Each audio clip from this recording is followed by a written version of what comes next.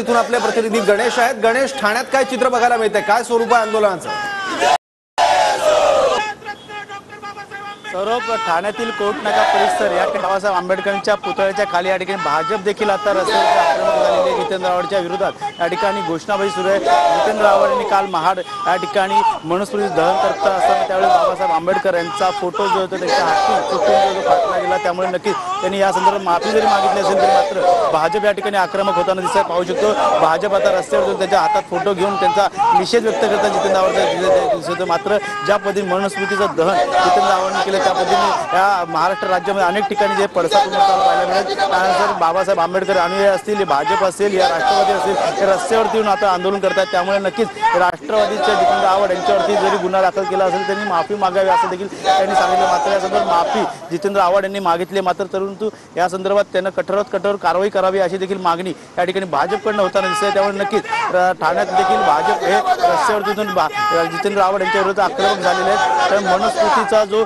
अभ्यासक्रमामध्ये जो पाठ येणार होता त्याच्या विरोधात जे आहे ते आव्हाड यांनी काल महाड या ठिकाणी मनुस्मृती दहन करून आंदोलन केलं होतं। त्यामुळे नक्कीच अनेक ठिकाणी याचे पडसाद उमटले होते। मात्र जितेंद्र आव्हाड यांचं मनुस्मृती दहन करण्याच्या विरोधात आता अनेकांनी भूमिका घेतली। मात्र सध्या तरी पाहता जितेंद्र आव्हाड यांनी ज्या पद्धतीने त्या ठिकाणी बाबासाहेब जो फोटो जो होतो फाडण्यात आला त्याचा निषेध म्हणून या ठिकाणी आता भाजप जे रस्त्यावर या ठिकाणी सर्व भाजपचे कार्यकर्ते या ठिकाणी जमले आहेत आणि त्याच ठिकाणी भाजपचे कार्यकर्ते जितेंद्र आव्हाड यांचा विरोध करताना आपल्याला पाहिजे। त्यांना नक्कीच कशा प्रकारचा निषेध आपण त्यांचा व्यक्त करत, मात्र त्यांनी जितेंद्र आव्हाडांनी माफी देखील मागितली तरी तुमचा विरोध। भारतीय जनता पार्टीने जरी त्यांनी माफी मागितली असेल तरी ते आमचे श्रद्धास्थान आहेत।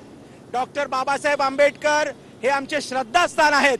त्याला बाजूचा मुलगा सांगत असताना सुद्धा त्यांनी तो फोटो हातात घेतला आणि मुद्दामून फाडून त्यांनी आमच्या बाबासाहेबांचंच म्हणजे या देशातल्या घटना लिहिणाऱ्या आणि आमच्या दलितांचे कैवारी दलित असणारे आमचे डॉक्टर बाबासाहेब आंबेडकरांचा त्यांनी अपमान केलेला आहे। त्यांनी जरी माफी मागितली तरी शंड आहे तो।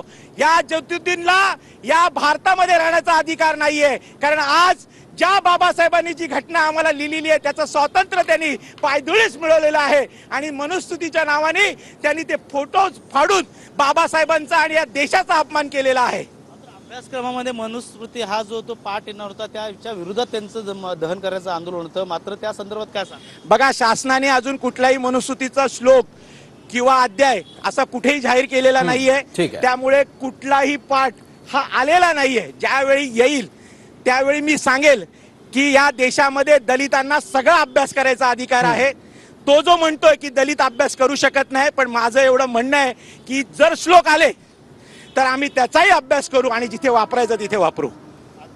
जितेंद्र आव्हाड यांनी माफी मागितली। तर ठाण्यात नेमक्या काय प्रतिक्रिया आहेत आंदोलनकर्त्यांच्या ते आपण बघितलं। नागपुरातली आंदोलनाचं स्वरूप, स्थिती देखील आपण बघितली। धन्यवाद गजानन आणि गणेश, तुम्ही सगळी माहिती आमच्यापर्यंत पोहोचवली त्यासाठी।